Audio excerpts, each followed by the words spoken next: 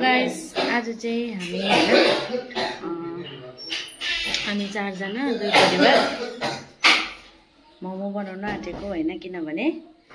अब दादाको चाहिँ ड्युटी लाग्नु अगाडि चाहिँ हामी मोमो खाने भनेर प्लान भयो हैन अनि हामी चाहिँ आज चिकन मोमो बनाउन आँटेको मैले चाहिँ 2 जना सेफ होला मंगाइराको छ आज मोमो बनाउने स्पेशल सेफहरु भर्खर थापेको चिया बनाउनु हुँदैछ अनि यहाँ दादा चाहिँ प्याज काट्नु हुँदैछ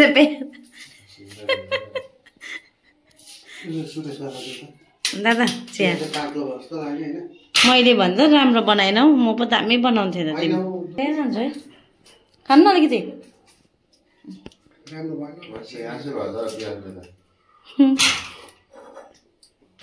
चिनी लाग्यो त हजार चिनी लाग्यो बत्ती बालेको छैन नि त डाल्दा नभएर रिफाइनमा राम्रो हुन्छ त दुवा ए हुन्छ नि त डाल्दाले त्यस्तो हुँदैन के आन्टीले चाहिँ उयो भन्दै थियो नभए त्यो पूजा गर्ने कति कम्ती घिउ हुन्छ नि घिउ लगाएर पनि घिउ भन्दा पनि पूजा गर्ने तेल हुन्छ नि चिनको तेल हुन्छ हो मन्दिरमा बाल्ने त्यसरी पनि काम हुँदैन त्यो मन्दिरमा बाल्ने दियो चाहिँ यस्तो हुन्छ हाम्रो छिमी ठाडो बसेको हुन्छ क्या ठाडो यस्तो जान्छ नि त दियो चाहिँ यस्तो छिमीमा हाम्रो बाल्दैन त्यस्तो दादाहरुको पनि छेसमै छ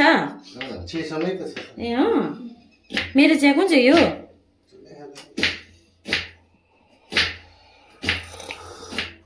बेसी खाँदैन दादा उ माथि झिक्नु न पिङ्क कलरको डिब्बा भएको म खान्छु नि अन्त म खान्छु निकाल्दिनु न जुस देऊ जुस खानु नि दिदी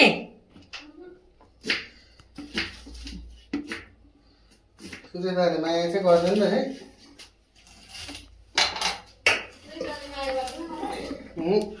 म त्यस्तो लागेन आम्मामा यो प्याज त खतरा पिरो भयो त है उयो अन गरौँ हौ खानु नि खानु न के साह्रो हो डम्मै भयो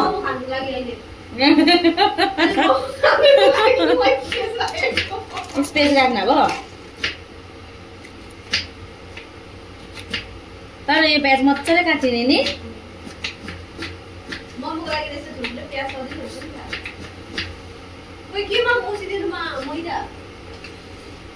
मक्टुको मुनि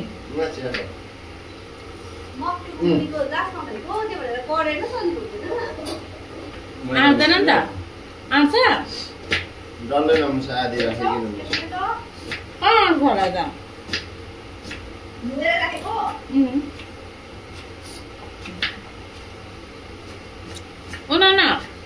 अलिक नुन हाल्नुपर्छ अलिकति राख्नुपर्ने फिट्ने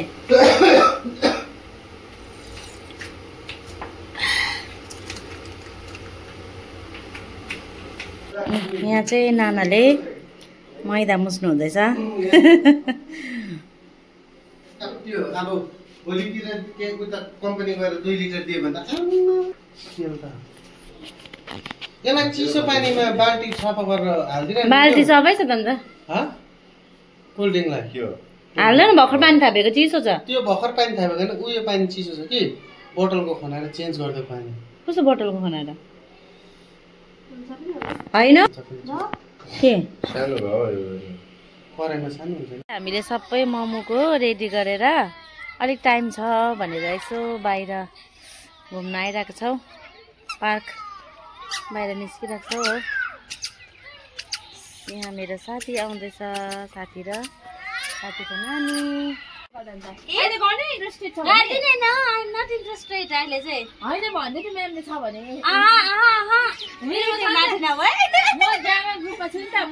मेरो साथी करिश्मा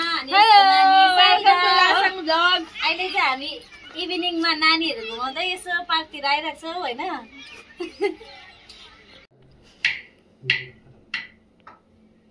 बेलु म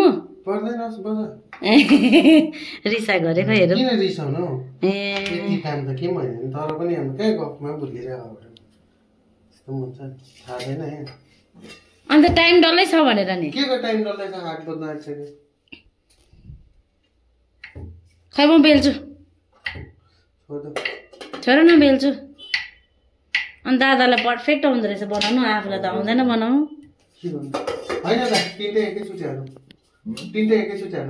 छिटो मजाले पाक्छ नि एकैचोटि है म अचार पिस्छु बेलु म पर्दैन हो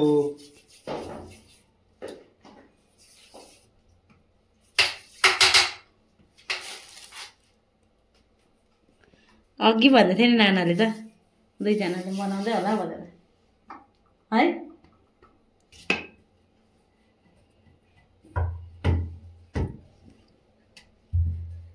दुईजनाले एकैछिन बनाउँछ अरे त अस्ति भन्दै थिएछ दसैँ भइरहेको होला नि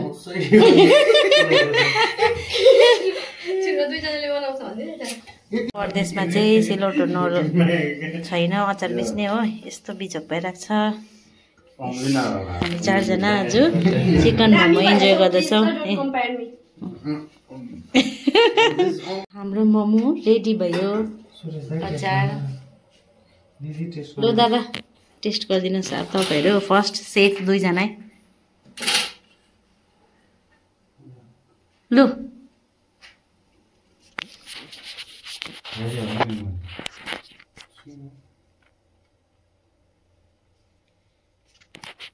लु खान त म खनाउँछु ल्याउ मासु पाक्दैन भनेर टेस्ट गरिदिउँ न त गाइस यो उयो नै पाकेको छैन यी माथिको त काप्चो देखिरहेको छु है म त हेर्नु त तपाईहरु कस्तो खान्छ मोमो हामी त यस्तै खान्छ है काप्चो देखेँ मैले खाँदा थाहा सुरेजा खान्छ अर्को भयो कस्तो भएछ नुन लागेछ टाइम भएछ अझ खानु न दादा अचार पिरो भएन ल अचार चाहिँ है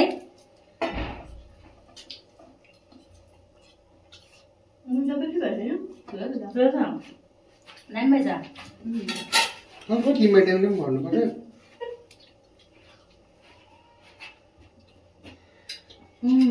पाक्छ नि दिदी यो त पातला भएर फुट्छ नि प्लाप्लो ढल्छ जस्तो बेसी पकाउने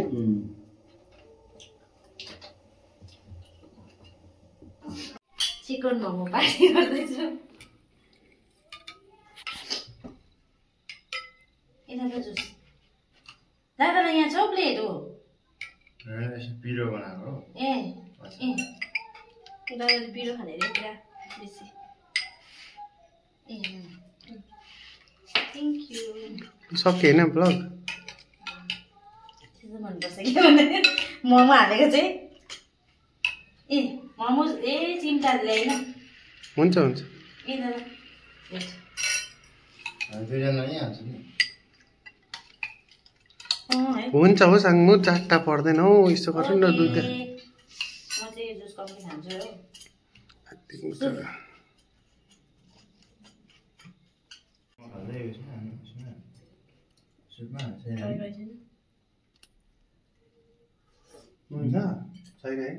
सुपमा नुन छैन नुनको डिब्बै पकेर पनि